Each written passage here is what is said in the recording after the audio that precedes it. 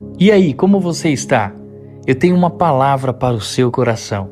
Não foi à toa que você chegou até aqui.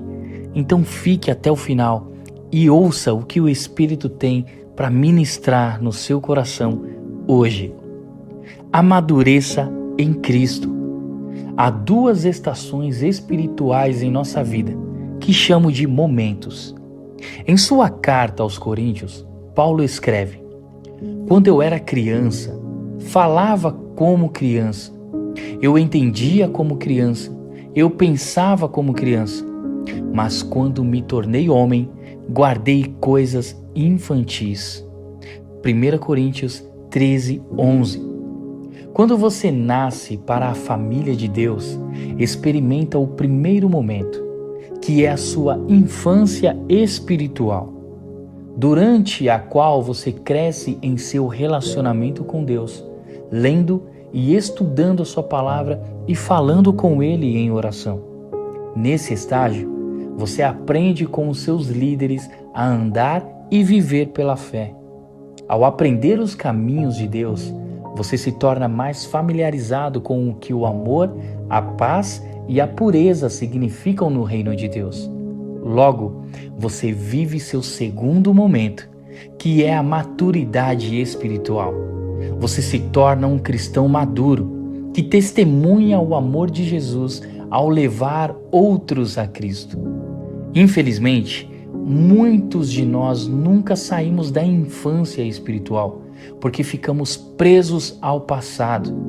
Apegamo-nos aos nossos velhos caminhos carnais, em vez de deixá-los para trás e andar no caminho de Deus. Não é desejo ou projeto de Deus que permaneçamos presos ao passado, enlaçados por nossos desejos e comportamentos carnais. Deus pretende que nos tornemos plenamente maduros em Cristo, para que possamos produzir frutos do reino. Podemos crescer e sermos transformados de glória em glória em nosso relacionamento com Jesus, no amor, na adoração e na oração. Mas como fazemos isso? Ao refletir sobre as palavras de Paulo no texto citado, o Senhor me deu um pensamento simples. Viver seu segundo momento requer santificação. Não podemos evoluir da infância espiritual para a maturidade espiritual com nossa própria força. A transição acontece quando nos entregamos a Deus e permitimos que Ele nos separe, ou seja, nos santifique. Talvez você tenha nascido de novo, está no reino de Deus, mas está preso. Você simplesmente não consegue viver seu segundo momento. Você, de alguma forma, contentou-se com a mediocridade da infância. Mas há muito mais que Deus quer fazer em você e por meio de você. E aí encontramos o ponto crucial da questão. Deus tem planos maravilhosos para você e Satanás quer frustrar esses planos.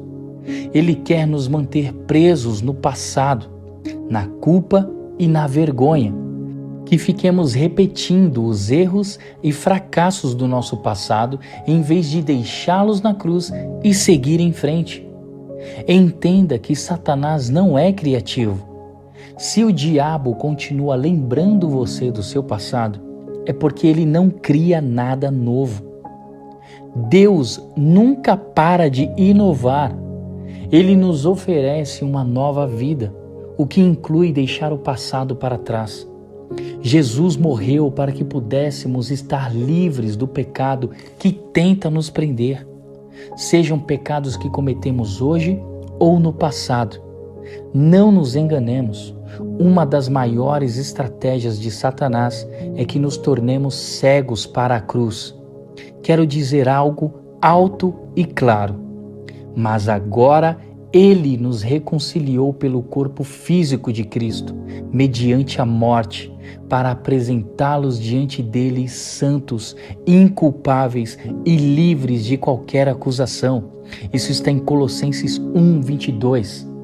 No livro do profeta Isaías, Deus diz: sou eu mesmo, aquele que apaga as suas transgressões por amor de mim e que não se lembra mais dos seus pecados. Isso está em Isaías 43, 25. Se Deus não se lembra dos seus pecados, por que você deveria? E cancelou a escrita de dívida que consistia em ordenanças e que nos era contrária. Ele a removeu pregando-a na cruz. Isso está em Colossenses 2,14. Isso é sobre a sua vida. Sempre que uma pessoa era condenada em um tribunal romano, uma escrita de dívida era preparada. Era uma lista de todos os crimes que a pessoa era acusada de cometer. Em seguida, a escrita era levada com o prisioneiro para onde ele seria preso e pregado na porta de sua cela. Essa analogia de Paulo ilustra como Deus lidou com os nossos pecados. Quando Jesus morreu na cruz há 2000 anos atrás, o certificado de dívida de todas as pessoas foi pregado na cruz com ele. Jesus tomou nossa escrita de dívida e a pregou na cruz para pagar a dívida do nosso pecado. De acordo com a lei romana, quando alguém era lançado na prisão e seu certificado de dívida era pregado na porta, permanecia lá até que a sentença fosse cumprida. Em seguida, a palavra que significa consumado era reescrita no documento e então era entregue ao prisioneiro. Dessa forma, ninguém seria punido pelo mesmo crime repetidas vezes. Na cruz, antes de expirar e dizer: Pai, nas tuas mãos entrego o meu espírito, Jesus bradou em alta voz um grito de vitória e disse: Está consumado. A palavra grega é teléo, que significa pago integralmente. Jesus tomou o nosso certificado de dívida e escreveu com seu próprio sangue: está consumado, pago integralmente. Isso significa que recebemos o perdão total de Deus. Nossos pecados foram pregados na cruz, tomados para sempre, para que possamos viver a vida sem limites que Deus deseja para cada um de nós. Muitos estão na igreja há anos, mas ainda estão na infância. Isso não é natural. O escritor de Hebreus diz: quanto mais, então, o sangue de Cristo purificará a nossa consciência de atos que levam à morte, de modo que sirvamos ao Deus vivo. Isso está em Hebreus 9,14.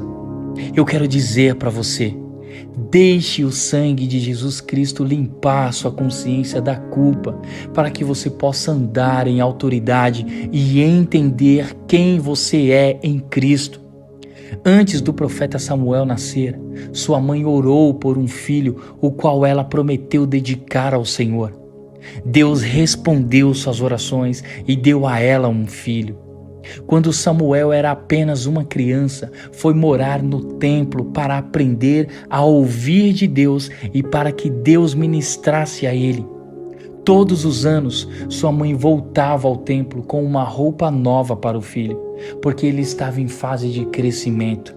Samuel começou como uma criança e cresceu não apenas fisicamente, mas também espiritualmente. Essa é uma imagem do que Deus quer para a sua vida.